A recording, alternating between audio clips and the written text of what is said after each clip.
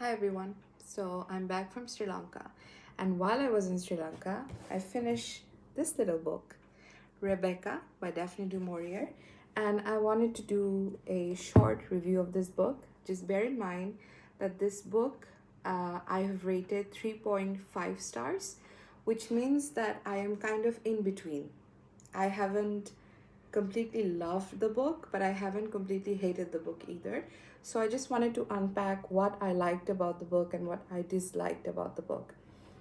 So before I do that, I need to get into the synopsis. The story is pretty simple. It's about a narrator who's never named. So she is an unnamed narrator and she is just 20 years old, living in France as a paid companion to this elderly lady. So this heroine of ours, she's very timid, she's very inexperienced, she has no experience of life whatsoever. And then she falls in love with this older gentleman called Maxime de Winter. And Maxime de Winter happens to have this large estate, kind of like a palace, kind of like a castle called Menderley. And this estate, Menderley, is where she becomes the new mistress. So this Menderley now belongs to this unnamed, naive narrator girl.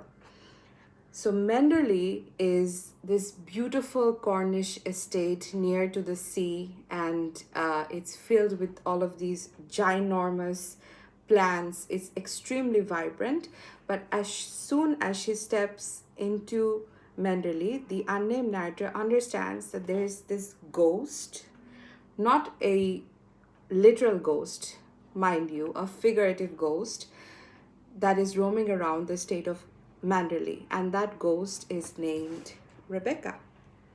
So, who is Rebecca? Rebecca is the ex wife or the deceased wife of this unnamed narrator's husband, Maxime de Winter. And Rebecca is shown to be a very vibrant character, similar to Manderley. We can very clearly see a kind of similarity between this Rebecca character and the estate of Manderley. So, if I get into the characters, the second part of my review is going to be focused on characters and their development. So, there is primarily three characters in this novel. The first is Maxime de Winter, who is an older, rich gentleman. He is around 40 to 45 years old.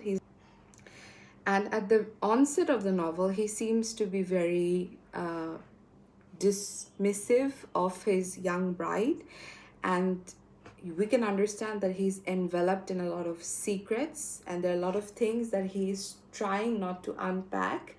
There are a lot of things that is repressed within him.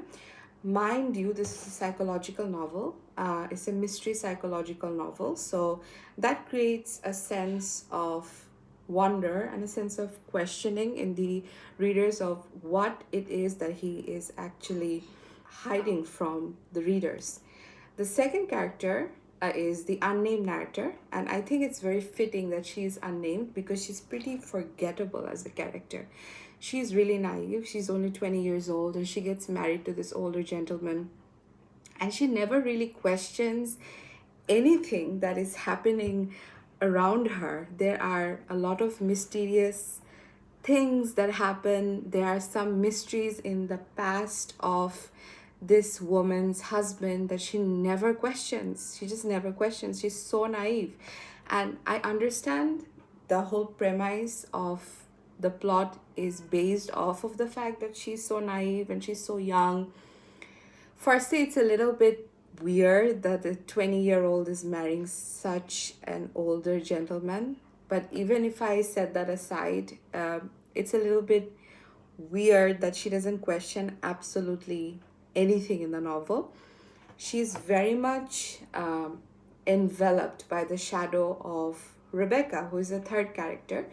So even though Rebecca is not alive in the story, she is actually the most interesting character.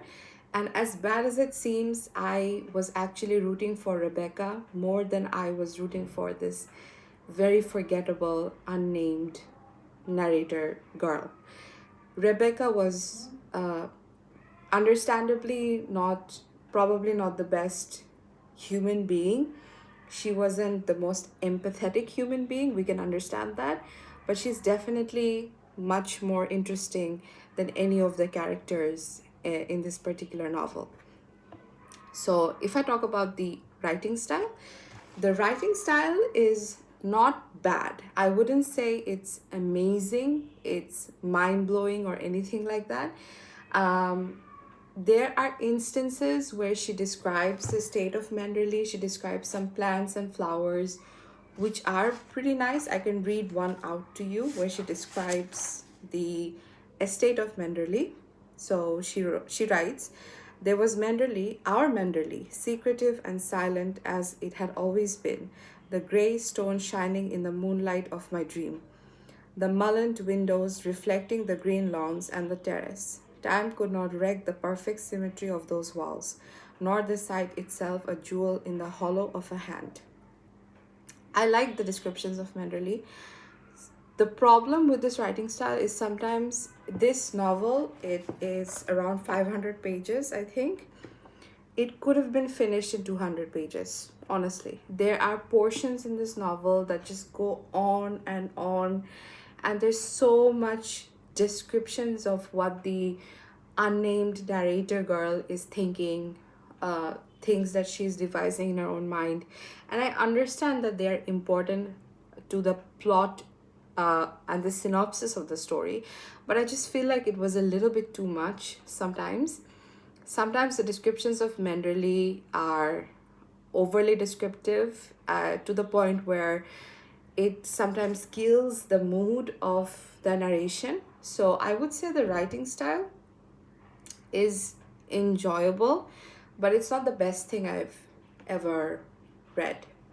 So as for, because this, I've mentioned that this is a mystery novel, so there is bound to be a twist in the story, and obviously I'm not going to reveal what the twist is in the story. My point of contention is that I predicted the twist pretty early on in the novel. So that's probably the reason why I didn't enjoy the novel as much. When I saw other YouTubers or booktubers or other people that I follow read this book, they really enjoyed it, and they're really uh, taken aback by this twist that was in the story. But I found the twist pretty self-explanatory. I understood it pretty early on, even if I didn't predict it pinpoint, I did predict that it was going to happen somewhere around this realm, so it didn't really take me by storm. So when the twist does happen, it doesn't leave me speechless. So that's another reason why I couldn't give this book a higher rating than what I gave it. If I sum up everything while reading this, is that it was pretty enjoyable. It was a good travel book, I would say, because I did travel. I finished half of it in Sri Lanka. I finished it in planes and in car rides.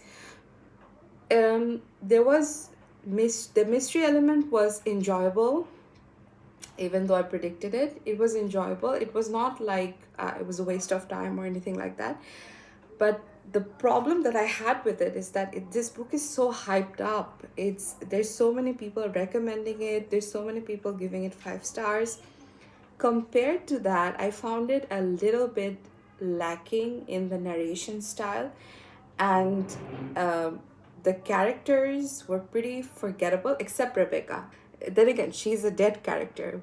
The living characters, none of them really left much of an impression in my mind. I'm not sure if this is a Victorian novel, but it gave me a Victorian feel of, stories in big mansions and this gothic setting, mysteries enveloped in the characters. So it has some, similarities to another favorite book of mine, Jane Eyre. But Jane Eyre is pretty exceptional in my books, and this is pretty average, I would say. all in all, I would say it deservingly sits at the 3.5 rating. I'm glad I read it because I've wanted to read it for so many years. So I'm glad I read it. And yeah, so that was my really short review of Rebecca. Until next time, this has been Naza Novels. Thank you so much for listening, or thank you so much for watching. Thank you.